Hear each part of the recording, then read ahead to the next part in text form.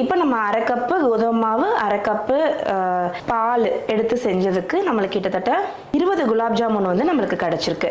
So இது வந்து wait படி பார்த்தீங்கன்னா கிட்டத்தட்ட நம்மளுக்கு 1 கிலோ வந்து இருக்கும். இப்போ இதை வந்து ஒரு 20 மினிட்ஸ் ஊறினதுக்கப்புறம் நான் காட்டுறேன். 20 மினிட்ஸ் ஊறினாலே போதும்.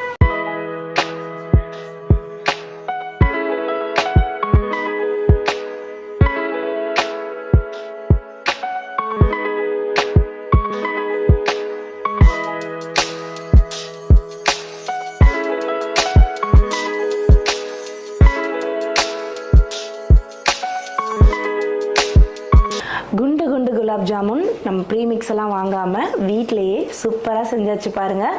எவ்வளோ தூரத்துக்கு சூப்பராக வந்திருக்குன்னு.